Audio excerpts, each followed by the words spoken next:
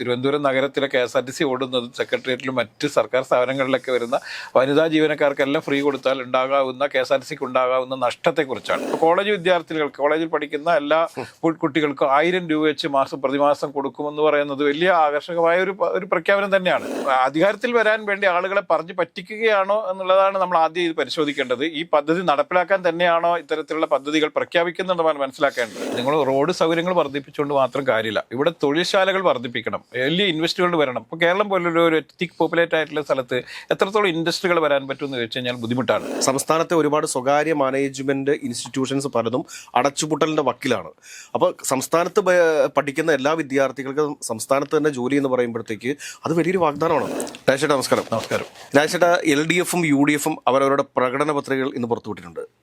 UDFിനെ സംബന്ധിച്ചിട്ട് 5 ഗ്യാരണ്ടി ആദ്യം തന്നെ പ്രഖ്യാപിച്ചിരുന്നു. അതിനെക്കുറിച്ച് നമ്മൾ പല പ്രാവശ്യം വിശദമായിട്ട് ചർച്ച ചെയ്തിട്ടുള്ളതാണ്. 250 രൂപ റബ്ബറിന് UDF തറവില പ്രഖ്യാപിക്കുമ്പോൾ 300 രൂപയിലേക്കാക്കി അത് വർദ്ധിപ്പിക്കുന്നുണ്ട്. പവർ കട്ടില്ലാത്ത കേരളം കാലം തുടരും എന്നുള്ള രീതിയിലേക്കൊക്കെ LDF പ്രകടന പത്രികയിൽ പറയുന്നു. അതായത് ഒരുപാട് വാഗ്ദാനങ്ങൾ 2 പ്രകടന പത്രികയിലുമുണ്ട്. ഇതിൽ നമ്മൾ വിശകലനം ചെയ്യേണ്ട കാര്യം എന്താണെന്ന് വെച്ചാൽ കഴിഞ്ഞ പ്രാവശ്യം LDF പറഞ്ഞതിൽ നിന്ന് എത്ര ശതമാനത്തോളം പ്രകടന പത്രികയിൽ പറഞ്ഞിരുന്ന കാര്യങ്ങൾ ഇവിടെ കേരളത്തിൽ നടപ്പിലാക്കിയിട്ടുണ്ട് എന്നുള്ള കാര്യങ്ങൾ പരിശോധിക്കേണ്ടിയിരിക്കുന്നു. അതോടൊപ്പം തന്നെ UDF പറയുന്ന കാര്യങ്ങളുടെ പ്രാക്ടിക്കാലിറ്റി എന്ന് പറയുന്നൊരു സംഭവമുണ്ട്. അത് എത്രത്തോളം നടപ്പിലാകും എന്നുള്ളതിനെക്കുറിച്ചും നമ്മൾ വിശകലനം ചെയ്യേണ്ടിയിരിക്കുന്നു. ഈ UDFിൻ്റെ ഏറ്റവും വലിയ പ്രകടന പത്രികയിൽ ഏറ്റവും വലിയ ആകർഷകമായ ഒരു സംഭവം എന്ന് പറയുന്നത് KSRTCയിൽ വനിതകൾക്ക് സൗജന്യ യാത്ര എന്നാണ്. ഇത് നേരത്തെ രാഹുൽ ഗാന്ധി വന്ന് പ്രഖ്യാപനം നടത്തിയതാണ്.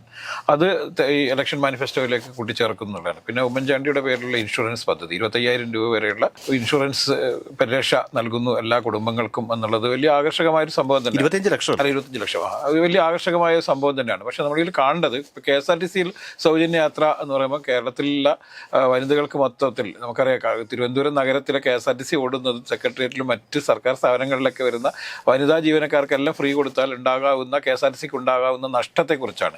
LDFിന്റെ പ്രകടന പത്രികയിൽ പറയുന്നത് KSRTCയുടെ ഇന്നത്തെ അവസ്ഥകൾക്ക് പരിഹാരം കണ്ടെത്തുമെന്നാണ്. അപ്പോൾ ഇത് രണ്ടും തമ്മിൽ വലിയ വ്യത്യാസമുണ്ട് എന്നുള്ളത് നമ്മളൊന്ന് ഇതിൽ കാണേണ്ടത്. പിന്നെ റബ്ബറിന് താങ്ങുവില പ്രഖ്യാപിക്കുന്നത് 300 രൂപ താങ്ങുവില പ്രഖ്യാപിക്കുന്നു. അത് ആദ്യത്തെ ക്യാബിനറ്റിൽ തന്നെ UDF അധികാരത്തിൽ വരികയാണെങ്കിൽ ആദ്യത്തെ ക്യാബിനറ്റിൽ തന്നെ 250 രൂപ താങ്ങുവിലയായി പ്രഖ്യാപിക്കുമെന്നും പിന്നീട് ഒരു വർഷത്തിനിടയിൽ തന്നെ അത് 300 രൂപയാക്കി ഉയർത്തുമെന്നുള്ളതാണ് പ്രകടന പത്രികയിൽ വളരെ പ്രധാനമായി UDF ചേർത്തിരിക്കുന്നത്. ഇത് നേരത്തെ രാഹുൽ ഗാന്ധി പ്രഖ്യാപിച്ചാണ് നമ്മളിൽ കാണേണ്ടത്.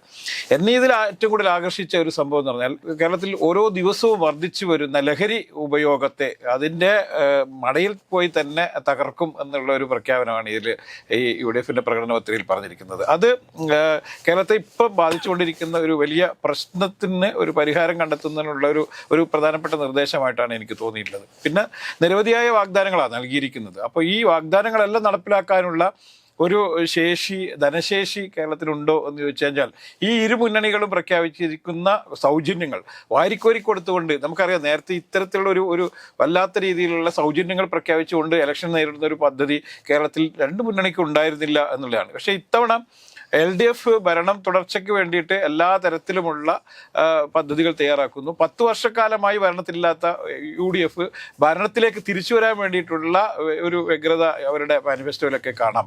ഇതിനൊരു സ്വീകാര്യത ജനങ്ങൾക്കിടയിൽ ഇത് വലിയ തരത്തിൽ സ്വാധീനം ചെലുത്തുമെന്നുള്ള കാര്യത്തിൽ യാതൊരു സംശയമില്ല. ഇപ്പോൾ കോളേജ് വിദ്യാർത്ഥികൾക്ക്, കോളേജിൽ പഠിക്കുന്ന എല്ലാ കുട്ടികൾക്കും 1000 രൂപ വെച്ച് പ്രതിമാസം കൊടുക്കുമെന്ന് പറയുന്നത് വലിയ ആകർഷകമായ ഒരു പ്രഖ്യാപനം തന്നെയാണ്. പക്ഷേ ഇത് ഉണ്ടാക്കുന്ന നമ്മുടെ കേരളത്തിൽ ഇപ്പം തന്നെ വൻ കടത്തിൽ ഒരു സ്റ്റേറ്റാണ് കേരളം എന്ന് നമുക്കറിയാം. അപ്പം കഴിഞ്ഞ ഒരു 2 വർഷത്തിനിടയിൽ നമുക്ക് വ്യക്തമായി അറിയാവുന്ന ഒരു സംഭവം എന്ന് പറഞ്ഞാൽ ലോൺ എടുക്കാനുള്ള പരിധി കൂട്ടണമെന്ന് ആവശ്യപ്പെട്ടുകൊണ്ട് കേന്ദ്ര സർക്കാരിനെ സമീപിച്ചുകൊണ്ടിരിക്കുകയും കേന്ദ്ര സർക്കാർ അതിന് അനുമതി നൽകാതിരിക്കുകയൊക്കെ ചെയ്യുന്നൊരു സാഹചര്യമുണ്ട്.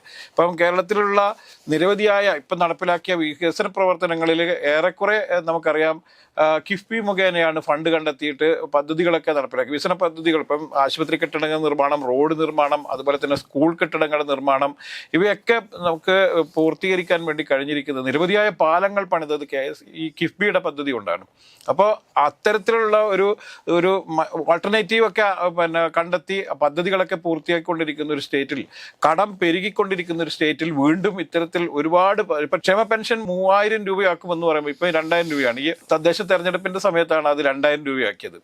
6 മാസത്തിനുള്ളിൽ വീണ്ടും അത് വർദ്ധിപ്പിക്കുന്നു എന്ന് പറയുന്നത് 1000 രൂപേൻ്റെ വർധനവാണ് വരുന്നത് ഒറ്റയടിക്ക്. അപ്പോൾ 2100 ആക്കോ 200 ആക്കോ 300 ആക്കോ എന്നല്ല പ്രഖ്യാപിച്ചിരിക്കുന്നത്, 3000 ആക്കും എന്നാണ് പ്രഖ്യാപിച്ചിരിക്കുന്നത്. ഇത് ജനങ്ങളെ, ക്ഷേമ പെൻഷൻ വാങ്ങുന്ന ആളുകളെ സംബന്ധിച്ചിടത്തോളം അവർക്ക് അത് വലിയ ആകർഷകമായ സംഭവമാണ്. ഈ രണ്ട് മുന്നണികളും ഇത്തരത്തിലുള്ള പ്രഖ്യാപനം നടത്തിയിട്ടുണ്ട്.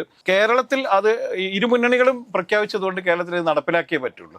അപ്പോൾ ഇത്തരം പദ്ധതികളെല്ലാം നടപ്പിലാക്കുന്നത് അതിൻ്റെ മണി സോഴ്സ് എന്താണെന്നതിനെ കുറിച്ചിട്ട് ഏതെങ്കിലും തരത്തിലുള്ള ചിന്തകൾ ഉണ്ടായിട്ടുണ്ടോ നമുക്കറിയില്ല. ഇപ്പൊ രമേശ് ചെന്നിത്തലയൊക്കെ പറയുന്നത് അതിന് വ്യക്തമായ പദ്ധതികളുണ്ട് നമുക്ക് എന്നാണ്. ആ പദ്ധതി എന്താണെന്ന് എന്താണ് അപ്പൊ അധികാരത്തിൽ വരാൻ വേണ്ടി ആളുകളെ പറഞ്ഞു പറ്റിക്കുകയാണോ എന്നുള്ളതാണ് നമ്മൾ ആദ്യം ഇത് പരിശോധിക്കേണ്ടത്. ഈ പദ്ധതി നടപ്പിലാക്കാൻ തന്നെയാണോ ഇത്തരത്തിലുള്ള പദ്ധതികൾ പ്രഖ്യാപിക്കുന്നുണ്ടെന്നാണ് മനസ്സിലാക്കേണ്ടത്. രാജേട്ടാ, ഇതിനകത്ത് ഒരു വിശ്വാസ്യത എന്ന് പറയുന്നൊരു സംഭവമുണ്ട്. ഇന്ന് ഇപ്പോൾ UDF പ്രകടന പത്രിക പുറത്തിറക്കുന്ന സമയത്ത് വേദിയിലുണ്ടായിരുന്ന ആളുകൾ, അതോടൊപ്പം തന്നെ LDF പ്രകടന പത്രിക പുറത്തിറക്കുന്ന സമയത്ത് വേദിയിലുണ്ടായിരുന്ന ആളുകൾ, ഈ രണ്ട് വേദികൾ തന്നെ പരിശോധിക്കുന്ന സമയത്തും ഈ പ്രകടന പത്രികയുടെ സീരിയസ്നെസ് എത്രത്തോളം ഉണ്ട് എന്നുകൂടി നമുക്ക് മനസ്സിലാവും. കാരണം UDFന്റെ പ്രകടന പത്രിക പുറത്തിറക്കുന്ന വേദിയിലുണ്ടായിരുന്നത് പ്രധാനപ്പെട്ട നേതാക്കന്മാർ എന്ന് നമുക്ക് പറയാൻ സാധിക്കുന്നത് ഒന്ന് VD സതീശനും ഫ്രാൻസിസ് ജോർജും മാത്രമാണ്.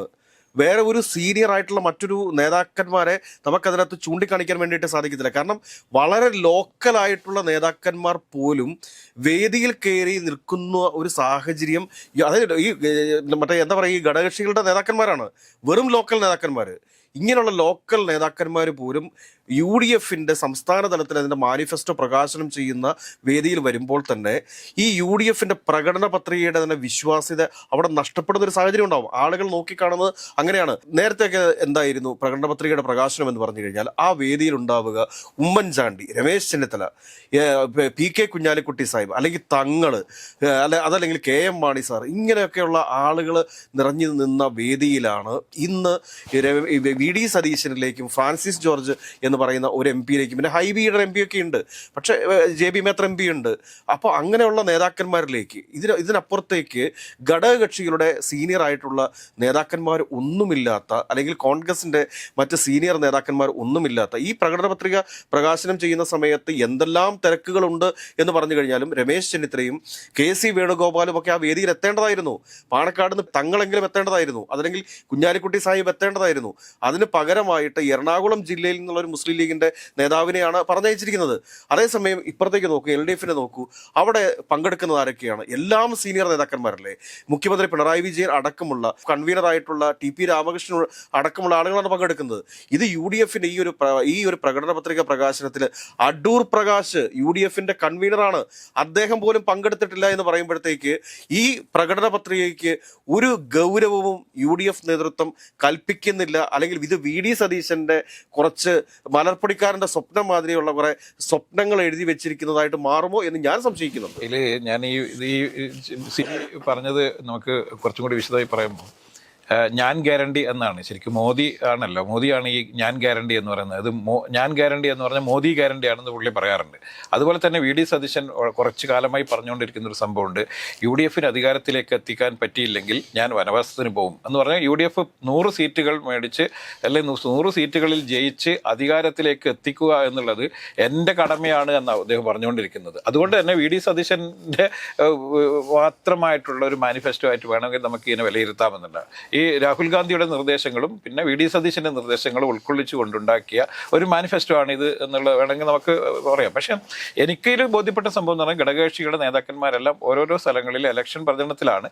ഇനി ഇലക്ഷൻ അധിക ദിവസങ്ങളില്ല എന്നുള്ളതുകൊണ്ട് തന്നെ കിട്ടുന്ന മണിക്കൂറുകൾ ഓരോന്നും വളരെ പ്രഷ്യസാന്ന് എന്നുള്ള ഒരു ബോധ്യമുള്ളത് കൊണ്ട് തന്നെ ഇപ്പോൾ CP ജോൺ വളരെ എല്ലാ ഇതിലൊക്കെ പങ്കെടുക്കുന്ന ഈ പ്രകടന പത്രിക സമിതിയുടെ ചെയർമാനാണ്. അപ്പോൾ CP ജോൺ അടക്കം എല്ലാവരും ചേർന്നുകൊണ്ട് ഉണ്ടാക്കി അവർ അംഗീകരിച്ച ഒരു ഇത് ഇപ്പം മാത്രമല്ല, നേരത്തേക്ക് ഓൺലൈനിലൊക്കെ അങ്ങോട്ടും ഇങ്ങോട്ടൊക്കെ കൃത്യമായ ചർച്ചകളൊക്കെ നടത്തി ഇത് കൃത്യത ഉണ്ടാക്കി തന്നെ ഇവർക്ക് വേണമെങ്കിൽ ഓൺലൈനിൽ വേണമെങ്കിൽ വരാലോ. അല്ല, അത് വരാം, തീർച്ചയായും വരാം. പക്ഷേ KC വേണുഗോപാലിന് ഓൺലൈൻ, ആർക്കും വരാം, രമേശ് ചെന്നിത്തലയ്ക്ക് വരാം, പാണക്കാട് തങ്ങൾക്ക് വരാം. ഇപ്പൊ യഥാർത്ഥത്തിൽ ഈ VD സതീശനാണ് ഈ ഇപ്പം ഇതിന്റെ UDFന്റെ കൺവീനറോടൊപ്പം അത് UDFന്റെ കൺവീനർ പങ്കെടുക്കേണ്ടത് തന്നെയാണ്. പക്ഷെ അദ്ദേഹം എന്തുകൊണ്ട് പങ്കെടുത്തില്ല എന്നതിനെ കുറിച്ചൊക്കെ വരും മണിക്കൂറുകളിൽ ചിലപ്പോൾ വിശദീകരണങ്ങൾ ഉണ്ടായേക്കാം. പക്ഷെ ഈ ഇന്ന് പിന്നെ പ്രഖ്യാപിച്ചിരിക്കുന്ന UDFിൻ്റെ ഈ മാനിഫെസ്റ്റോ, ഇലക്ഷൻ മാനിഫെസ്റ്റോ എന്ന് പറയുന്നത് സ്വാഭാവികമായിട്ടും VD സതീശൻ്റെ ഒരു മാനിഫെസ്റ്റോ ആയിട്ട് വേണമെങ്കിൽ നമുക്ക് വിലയിരുത്താം എന്നുള്ളതാണ്. കാരണം VD സതീശനാണ് ഈ UDFിനെ തിരിച്ച് അധികാരത്തിലെത്തിക്കുമെന്നും അല്ലെങ്കിൽ ഞാൻ ഈ പരിപാടി അവസാനിപ്പിക്കുമെന്ന് പ്രഖ്യാപിച്ച ഏക നേതാവ്. മറ്റു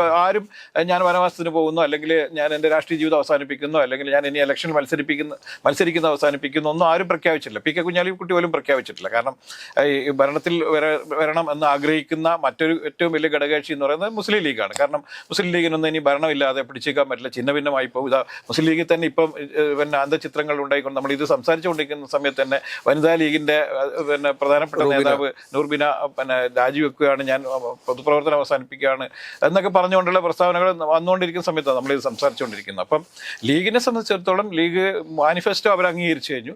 അതുപോലെ തന്നെ മറ്റൊരു ഘടകകക്ഷിയായ CMB എന്നൊക്കെ വളരെ ചെറിയ കക്ഷിയാണ്. അപ്പോൾ അവരും അത് അംഗീകരിച്ചു കഴിഞ്ഞു. കേരള കോൺഗ്രസ് PJ ജോസഫിൻ്റെ പാർട്ടിയും അംഗീകരിച്ചു കഴിഞ്ഞു. കാരണം PJ ജോസഫിനെ സംബന്ധിച്ചിടത്തോളം കോൺഗ്രസുമായിട്ട് മാനസികമായി ചില അകൽച്ചയുണ്ടെന്ന് നമുക്കറിയാം. അതുകൊണ്ടാണ് PJ ജോസഫ് ഇപ്പം പൊതുവേദികളിലൊന്നും പങ്കെടുക്കാത്ത അദ്ദേഹം മാറിയിരിക്കുകയാണ്. ഇലക്ഷൻ പറയുന്നതൊക്കെ മാറി നിൽക്കുന്നു. അദ്ദേഹം അവിടെ അദ്ദേഹത്തിൻ്റെ മകൻ മത്സരിക്കുന്ന മണ്ഡലത്തിൽ മാത്രം, തൊടുപുഴയിൽ മാത്രം ഒതുങ്ങി നിൽക്കുന്നു. അത് അവിടെയും ഇല്ല, പ്രചരണത്തിനില്ല. ഇല്ല, അതന്നെ ഒതുങ്ങി നിൽക്കുന്നു. അദ്ദേഹം പ്രചരണത്തിന് രംഗത്തില്ല. പിന്നെ പങ്കെടുക്കേണ്ട മോൻസ് മാത്രമാണ്. വേറെ അതിന് പ്രധാനപ്പെട്ട നേതാക്കന്മാർ എന്ന് പറയുന്നത് ഇപ്പം കോട്ടയം MP ആയിരിക്കുന്ന ഫ്രാൻസിസ് ജോർജ് മാത്രമാണ്. അദ്ദേഹം ഇതിൽ പങ്കെടുത്തിട്ടുമുണ്ട്. അപ്പോൾ അതുകൊണ്ട് നമ്മൾ ഒറ്റ കാഴ്ചയിൽ അതിൽ നേതാക്കന്മാർ പങ്കെടുത്തിട്ടില്ല എന്ന് തോന്നുമെങ്കിലും ആ നേതാക്കന്മാരൊക്കെ ഉണ്ട്. പക്ഷേ നേതാക്കന്മാരൊക്കെ ഇപ്പോൾ സണ്ണി ജോസഫ് പേരാവൂരിൽ നിന്നും ഇവിടെ വന്ന് തിരിച്ചു പോകണമെങ്കിൽ മിനിമം എത്ര മണിക്കൂറുകൾ വേണം എന്നുള്ളത് അദ്ദേഹം കാൽക്കുലേറ്റ് ചെയ്യുമ്പോൾ അദ്ദേഹത്തിന് ഫ്ലൈറ്റ് ഉണ്ടല്ലോ, ഫ്ലൈറ്റ് ആ സമയത്തൊന്നും ഉണ്ടാവണമെന്നില്ല. അതുകൊണ്ട് അദ്ദേഹം പേരാവൂരിൽ തന്നെ തമ്പടിക്കുന്നതാണ് നല്ലത്. കാരണം KPCC പ്രസിഡന്റ് പങ്കെടുക്കണമെന്നില്ല, UDF കൺവീനർ തീർച്ചയായും പങ്കെടുക്കേണ്ടതാണ്. അപ്പോൾ UDF കൺവീനർക്ക് ചില സ്വാരസ്യങ്ങളുണ്ട് എന്ന് തന്നെ നമ്മളിൽ മനസ്സിലാക്കി. അത് അങ്ങനെയുള്ള നേതാക്കന്മാരുടെ അഭാവം ശരിക്കും ശ്രദ്ധേയമാണ്. പക്ഷേ ഇതിൽ ഏറ്റവും കൂടുതൽ ശ്രദ്ധിക്കേണ്ടത്, ഞാൻ അതിനേക്കാൾ കൂടുതൽ പ്രാധാന്യം കൊടുക്കുന്നത്, ഇത് പ്രായോഗികമായി എത്രത്തോളം നടപ്പിലാക്കാൻ പറ്റുന്ന വാഗ്ദാനങ്ങളാണ് നൽകിയിരിക്കുന്നത്. ഞാൻ നേരത്തെ തമാശക്കാരനും പറയണ്ടായി, ഈ ഇവിടെ വന്നിരിക്കുന്ന അന്യസംസ്ഥാന തൊഴിലാളികൾ ആരും ഇനി തിരിച്ചു പോകാൻ സാധ്യതയില്ല എന്നുള്ളതാണ്. കാരണം അവർക്ക് ഏറ്റവും നല്ല, ഇന്ത്യയിൽ തന്നെ ഏറ്റവും കൂടുതൽ കൂലി കിട്ടുന്ന സ്ഥലം, വേതനം കിട്ടുന്ന സ്ഥലം കേരളമാണ്.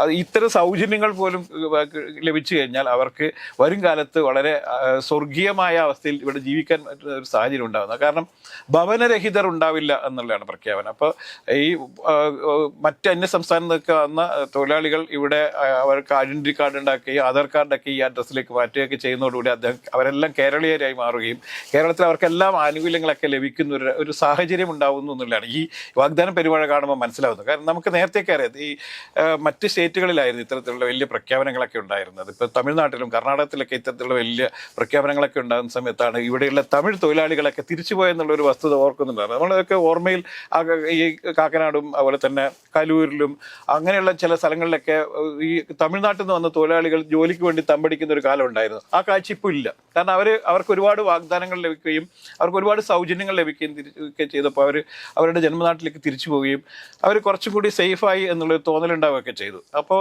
ഇനിയിപ്പോൾ കേരളത്തിൽ വന്നവരും ചിലപ്പോൾ തിരിച്ചു പോകാനുള്ള ഒരു സാധ്യതയില്ല.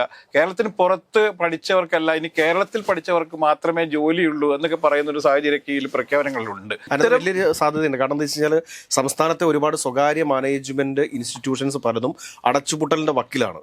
അപ്പോൾ സംസ്ഥാനത്ത് പഠിക്കുന്ന എല്ലാ വിദ്യാർത്ഥികൾക്കും സംസ്ഥാനത്ത് തന്നെ ജോലി എന്ന് പറയുമ്പോഴത്തേക്ക് അത് വലിയൊരു വാഗ്ദാനമാണ്. അതെ, പക്ഷേ ഈ പുറത്തുപോയി പഠിക്കുന്ന കുട്ടികളുടെ എണ്ണത്തിൽ കുറവ് വരുത്താൻ വേണ്ടിയിട്ടായിരിക്കും ഈ LDF അത്തരത്തിലൊരു പ്രഖ്യാപനം നടത്തിയിരിക്കുന്നത് തോന്നുന്നു. പക്ഷേ കേരളത്തിൽ അത്തരത്തിലുള്ള തൊഴിൽ സാധ്യതകൾ എന്താണ് വർദ്ധിപ്പിക്കാനുള്ള എന്താണ് പ്രഖ്യാപനം എന്നത് നമ്മൾ ഇതിൽ പറഞ്ഞിട്ടുമില്ല. നിലവിലുള്ളതിൻ്റെ എത്രയോ ഇരട്ടി തൊഴിൽ സാധ്യതകൾ വർദ്ധിപ്പിച്ചാൽ മാത്രമേ ഇവിടെ പഠിക്കുന്ന എല്ലാ ആളുകളെയും ഇവിടെ അക്കോമഡേറ്റ് ചെയ്യാൻ പറ്റില്ല. അതിനകത്ത് വേറൊരു പ്രധാനപ്പെട്ട കാര്യമുണ്ട്. കാരണം എന്താ വെച്ചാൽ നമ്മളിപ്പോൾ ഇൻഫോ പാർക്ക് ആയിക്കോട്ടെ, ടെക്നോ പാർക്ക് ആയിക്കോട്ടെ, ഇവിടെ ചെല്ലുന്ന സമയത്ത് നോർത്ത് ഇന്ത്യൻ സംസ്ഥാനങ്ങളിൽ നിന്നുള്ള എംപ്ലോയീസ് ആണ് കൂടുതലായിട്ടും അവിടെ വർക്ക് ചെയ്യുന്നത്. അതിന് കാരണം എന്താണ് എന്ന് ചോദിച്ചു കഴിഞ്ഞാൽ, നമ്മളുടെ പല വിദ്യാർത്ഥികളും ഇപ്പോൾ കേരളത്തിൽ വെളിയിൽ പോയി പഠിക്കുന്ന പല വിദ്യാർത്ഥികളും അവിടെ നിന്ന് പഠിച്ച് തിരിച്ച് കേരളത്തിലെത്തുന്ന സമയത്ത് വേണ്ടത്ര ഗുണനിലവാരം ഇല്ല എന്നുള്ള ഒരു വലിയ പരാതി പല HR മാനേജർമാരുമായിട്ടൊക്കെ സംസാരിക്കുന്ന സമയത്ത് വരാറുണ്ട്. അതുകൊണ്ടാണ് അവർ ഡൊമസ്റ്റിക് മാർക്കറ്റിൽ നിന്ന്, അതായത് നാഷണൽ മാർക്കറ്റിൽ നിന്ന് അവർക്ക് ഹയർ ചെയ്യേണ്ടതായിട്ട് വരുന്നത്. അതായത് കേരളത്തിൽ വളരെ നല്ല ഗുണനിലവാരമുള്ള ഒരു എഡ്യൂക്കേഷൻ കിട്ടുന്ന ഒരു സാഹചര്യം ഉണ്ടായിക്കഴിഞ്ഞാൽ ഇവിടെ തന്നെ ഉള്ള ആളുകളെ സെലക്ട് ചെയ്യാനായിട്ട് ഇവിടുത്തെ കമ്പനികൾ തയ്യാറാവും. അപ്പോൾ അവർ ഡൊമസ്റ്റിക് മാർക്കറ്റിലേക്ക് പോകത്തില്ല, അവർ സ്റ്റേറ്റ് മാർക്കറ്റിൽ തന്നെ അവർ പർച്ചേസ് ചെയ്യും. അപ്പോൾ അങ്ങനെ വരുമ്പോഴത്തേക്ക് ജോലി സാധ്യത വർദ്ധിക്കുകയല്ലേ ചെയ്യുന്നത്. അല്ല, അങ്ങനെ വർദ്ധിക്കുമെന്ന് പറയുമ്പോൾ നമ്മളിപ്പോൾ നമ്മുടെ ഇവിടെ നിന്നുള്ള യുവാക്കൾ ഗൾഫ് രാജ്യങ്ങളിലേക്ക്, എത്രയോ ആളുകൾ ഗൾഫ് രാജ്യങ്ങളിലേക്ക് പോയി പോയിക്കൊണ്ടിരിക്കുന്നുണ്ട്. യൂറോപ്യൻ രാജ്യങ്ങളിലേക്ക് പോയിക്കുന്നു. അമേരിക്കയിലും അതുപോലെ തന്നെ UK-യിലും US-ലേക്കൊക്കെ ഒരുപാട് ആളുകൾ ഡെയിലി പോലെ എത്രയോ ആളുകൾ തൊഴിൽ തേടി പോകുന്നുണ്ട്. അവർ അവിടെ വിദ്യാഭ്യാസ സൗകര്യങ്ങൾക്ക് വേണ്ടി പോകുന്നവരുണ്ട്, ഉന്നത വിദ്യാഭ്യാസത്തിനുമായി പോകുന്നവരുണ്ട്.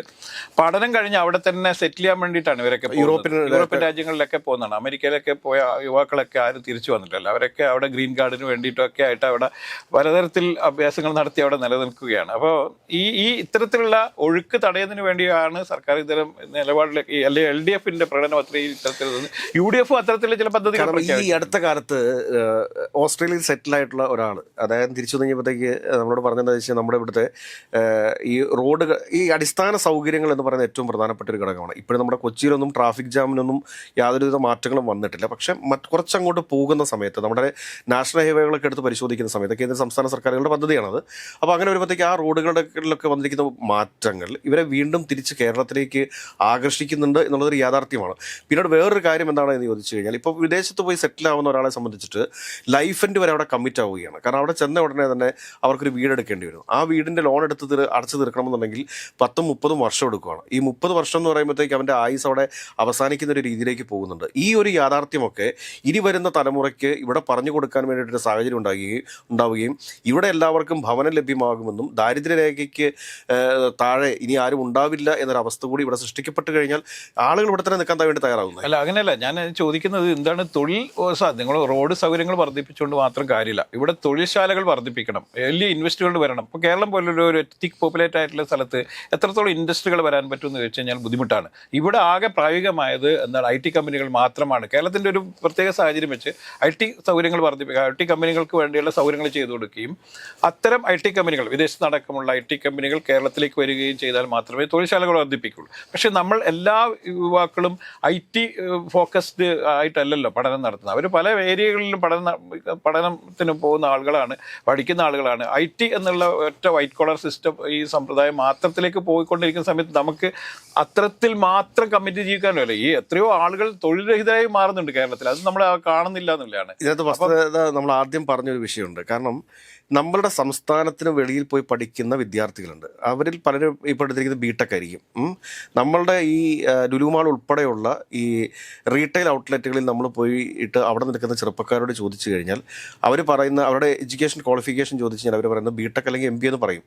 അതിന് കാരണം എന്താണ് എന്നുള്ളതിനെക്കുറിച്ചാണ് വളരെ ഗൗരവകരമായ ഒരു ചർച്ച ഈ പൊതുസമൂഹത്തിൽ നടക്കേണ്ടത്. കാരണം എന്തുകൊണ്ട് അവർക്ക് IT-യിൽ അവർ പ്ലേസ് ചെയ്യപ്പെടുന്നില്ല, അല്ലെങ്കിൽ MBA കഴിഞ്ഞ ഒരാൾ എന്തുകൊണ്ട് റീറ്റെയിൽ സെയിൽസിന് വേണ്ടിയിട്ട് നിൽക്കേണ്ടി വരുന്നു, ഇങ്ങനെയുള്ള കാര്യങ്ങളെക്കുറിച്ച് കൂടി വളരെ ഗൗരവകരമായിട്ട് നമ്മുടെ പൊതുസമൂഹം ചർച്ച ചെയ്യേണ്ട ഒരു വിഷയമാണ്. ആണ് ഇപ്പോൾ ഈ UDF-ന്റെ പ്രകടന പത്രികയിൽ പറഞ്ഞിരിക്കുന്ന ഒരു സംഭവം എന്ന് പറയുന്നത്, ഈ ഫോറിൻ ചില വിദേശ രാജ്യങ്ങളിലുള്ള പ്രശസ്തമായ ചില സർവകലാശാലകളുമായിട്ട് ചില ടൈപ്പുകൾ ഉണ്ടാക്കി ഒരു വർഷക്കാലം ഈ എക്സ്ചേഞ്ച് എന്ന് പറഞ്ഞ പ്രോഗ്രാം നടപ്പിലാക്കാൻ വേണ്ടിയിട്ടുള്ള ചില പദ്ധതികൾ ഇവർ പ്രഖ്യാപിക്കുന്നു, അല്ലെങ്കിൽ അവർ അത്തരത്തിലുള്ള നീക്കം നടത്തുന്നു എന്ന് പറയുന്നത്. അത് വളരെ സ്വാഗതാർഹമാണ്. ശരിക്കും ഈ നേരത്തെ തന്നെ ഇവിടെ നടപ്പിലാക്കാൻ പറ്റുമായിരുന്ന ഒരു പദ്ധതിയാണ്. പക്ഷേ ഈ ട്വിന്നിങ് പ്രോഗ്രാം തന്നെ ഞാൻ പറയുന്നത്, മൂന്നാർ കാറ്ററിംഗ് കോളേജ് എന്ന് പറയുന്ന ഒരു കോളേജ്, ഈ കാറ്ററിംഗ് കോളേജ് ഇതേപോലെ തന്നെ ഒരു ട്വിന്നിങ് പ്രോഗ്രാം ഇവിടെ നേരത്തെ അനൗൺസ്മെന്റ് നടത്തിയിരുന്നതാണ്. പക്ഷേ അതിനുശേഷം അത് നടപ്പാക്കാൻ പറ്റാതെ പോയിരുന്നത് എന്താണ് എന്ന് ചോദിച്ചു കഴിഞ്ഞാൽ, ഒരു വർഷത്തെ ഇവിടുത്തെ പഠനത്തിന് ശേഷം ഒരു വർഷം അവിടെ എത്തുന്ന ഒരു വിദ്യാർത്ഥിക്ക് തുടർന്നുള്ള പോസ്റ്റ് സ്റ്റഡി വർക്ക് എന്ന് പറയും. ഈ പോസ്റ്റ് സ്റ്റഡി വർക്കിനുള്ള അവസരം അവിടെ സർക്കാർ നൽകുന്നില്ല. ഓരോ രാജ്യത്തിൻ്റെയും ആ ഓരോ പ്രാവശ്യത്തെ നയത്തിനനുസരിച്ചിട്ടാണ് അവിടുത്തെ തീരുമാനങ്ങൾ വരുന്നത്. ഒരു സമയത്ത് UK-ലേക്ക് പോകുന്ന എല്ലാവർക്കും 2 വർഷം വരെ സ്റ്റേ ബാക്ക് ഉണ്ടായിരുന്നു. ഇപ്പോൾ അവിടെ സ്റ്റേ ബാക്ക് ഇല്ല. അപ്പോൾ അങ്ങനെയുള്ള പല പല വ്യതിയാനങ്ങൾ വരും. ആ വ്യതിയാനങ്ങളെ ഏത് രീതിയിൽ UDF ഈ ഒരു പ്രോഗ്രാം ഇവിടെ ഇംപ്ലിമെന്റ് ചെയ്യുന്ന സമയത്ത് അങ്ങനെ ഒരു വ്യതിയാനം ഉണ്ടായിക്കഴിഞ്ഞാൽ വിദ്യാർത്ഥികൾ അവതാളത്തിലാവത്തില്ലേ? അല്ല, അതിപ്പോൾ തന്നെ നമുക്കറിയാം. ഇപ്പോൾ കാനഡയിലൊക്കെ പോയ വിദ്യാർത്ഥികൾ പലരും വലിയ പ്രതിസന്ധിയിലാണ്. പല വിദ്യാർത്ഥികൾക്കും ഉദ്ദേശിക്കുന്ന തരത്തിലുള്ള എഡ്യൂക്കേഷൻ സൗകര്യങ്ങൾ അല്ലെങ്കിൽ അവിടെ ജോലി ചെയ്ത് ജീവിക്കാനുള്ള സാഹചര്യങ്ങളൊന്നും ഇല്ലാത്ത ഭയങ്കര ബുദ്ധിമുട്ടിലായ ഒരുപാട് വിദ്യാർത്ഥികളുണ്ട്. പക്ഷേ അത് വിചാരിച്ചിട്ട് കാനഡയിലേക്ക് പോകുന്ന ആളുകളുടെ എണ്ണം കുറഞ്ഞിരിക്കും. നമ്മൾ രണ്ടുപേരും കൂടെ ഒരുമിച്ചാണെന്ന് എനിക്ക് തോന്നുന്നു. നമ്മൾ ഇവിടെ നമ്മുടെ സെന്റ് തോമസ് മൗണ്ടിൽ ഒരു പ്രാവശ്യം ഒരു കാനഡയിൽ നിന്ന് വന്നൊരു ബിഷപ്പിനെ കാണാൻ വേണ്ടി പോയിരുന്നു. റോമൻ കാത്തലിക് ബിഷപ്പാണ്. അപ്പോൾ അദ്ദേഹം പറഞ്ഞെന്താണ് എന്ന് ചോദിച്ചു കഴിഞ്ഞാൽ, അവിടെ ഞായറാഴ്ച 1000 മുകളിലുള്ള വിദ്യാർത്ഥികൾ അവർ കൊടുക്കുന്ന സൗജന്യ ഫുഡ് വാങ്ങാൻ വേണ്ടിയിട്ട് ക്യൂ ആയിട്ട് നിൽക്കുന്ന ഒരു അവസ്ഥയുണ്ട് എന്ന് പറയുമ്പോഴത്തേക്കൊന്ന് ആലോചിച്ച് നോക്കിയ കാര്യങ്ങൾ. എനിക്ക് നമ്മുടെ സമയം ഏറെ വൈകി പോകുന്നു, നമുക്ക് കൺക്ലൂഡ് ചെയ്യേണ്ട സമയം. അതെ, അതുകൊണ്ട് ഇതിൽ UDFന്റെ മറ്റൊരു പ്രഖ്യാപനം എന്ന് പറയുന്നത് 5 ലക്ഷത്തോളം യുവാക്കൾ, അതായത് തൊഴിൽരഹിതരായ യുവാക്കൾക്ക് എന്തെങ്കിലുമൊക്കെ പദ്ധതികൾ ആരംഭിക്കുന്നതിന് വേണ്ടിയിട്ടുള്ള 5 ലക്ഷത്തോളം പലിശരഹിത വായ്പകൾ നൽകുമെന്നുള്ളതാണ്. അതും ശരിക്കും വലിയ അട്രാക്ഷനാണ്. ഒരുപാട് ആളുകൾക്ക് ചിലപ്പോൾ ചില പദ്ധതികളൊക്കെ ആരംഭിച്ച് ചെറുകിട പദ്ധതികളൊക്കെ ആരംഭിക്കാനുള്ള ഒരു സൗകര്യം കൂടി അതാവും. അതുകൊണ്ട് UDFന്റെ ഈ പ്രകടന പത്രികയും LDFന്റെ പ്രകടന പത്രികയും രണ്ടും ജനങ്ങൾക്ക് വലിയ തരത്തിൽ ആവേശം നൽകുന്നതാണ്. അതുകൊണ്ട് ഈ തെരഞ്ഞെടുപ്പിൽ ഇരുപക്ഷത്തിനും വലിയ ആകർഷകമായ പദ്ധതികൾ ഉണ്ട് എന്നുള്ളത് കൊണ്ട് ഈ ആർക്ക് വോട്ട് ചെയ്യും എന്നുള്ളത് വലിയ കൺഫ്യൂഷനിലാക്കി ആളുകൾ എത്തുന്നു. പക്ഷേ ഇതിൽ ഏറ്റവും വലിയ അട്രാക്ഷൻ എന്ന് പറയുന്നത് UDFന്റെ ആണ്. കാരണം അതിൽ സ്ത്രീകളെ ആകർഷിക്കാനുള്ള 2 പദ്ധതികളുണ്ട്. ആ പദ്ധതികളിൽ ഒന്ന് കോളേജ് വിദ്യാർത്ഥികൾക്കുള്ള 1000 രൂപയും രണ്ടാമത്തേത് KSRTCയിലെ സൗജന്യ യാത്രയാണ് നമ്മുടെ ഇതിൽ കാണണം. അതുകൊണ്ട് ഈ സ്ത്രീകളെ ഏത് തരത്തിൽ ഇനി ബാധിക്കും, ഏതൊക്കെ തരത്തിൽ ഇത് വോട്ടായി മാറും എന്ന് മാത്രമാണ് ഇനി നമ്മൾ അറിയാനുള്ളത്. പക്ഷേ ഇത് വേറൊരു കാര്യം എന്താ വെച്ച് കഴിഞ്ഞാൽ സ്വന്തം കുടുംബം വിറ്റ് ഊണ് കഴിക്കാൻ ആഗ്രഹിക്കുന്ന സ്ത്രീകളുണ്ടാവുമെങ്കിൽ അവർ മാത്രമേ ഈ 2 സൗജന്യങ്ങളെയും സ്വീകരിക്കാനായിട്ട് സാധ്യതയുള്ളൂ. സ്ത്രീകളെ സംബന്ധിച്ചിടത്തോളം സൗജന്യങ്ങൾ എന്ന് പറഞ്ഞു കഴിഞ്ഞാൽ ആ സൗജന്യങ്ങൾ വേണ്ടാന്ന് വെക്കുന്ന ആളുകളില്ല. കാരണം സ്ത്രീകൾക്ക് അതൊരു അംഗീകാരമായി അവർ കാണും. തീർച്ചയായും ഒരുപാട് യാത്ര ചെയ്യുന്ന സ്ത്രീകളുള്ള സ്ഥലമാണ് കേരളം. അതുകൊണ്ട് കേരളത്തിൽ അത് വലിയ അട്രാക്ഷനാണ്. 50% സ്ത്രീകൾക്ക് ജോലി സ്ഥിരത ഉറപ്പുവരുത്തുമെന്ന് LDFും പറഞ്ഞിട്ടുണ്ട്. അതുകൊണ്ട് ഇതിൽ ഏത് സ്വീകരിക്കും, ആരെയാണ് ഏറ്റവും കൂടുതൽ സ്വീകരിക്കാൻ സ്ത്രീകൾ പോകുന്നത്, സ്ത്രീ വോട്ടർമാർ നിർണായകമാണെന്നും കൂടി നമുക്കറിയാം. അതുകൊണ്ട് ഈ തെരഞ്ഞെടുപ്പ് വളരെ നിർണായകമാണ് എന്ന് തന്നെയാണ് നമ്മൾ വിലയിരുത്തേണ്ടത്.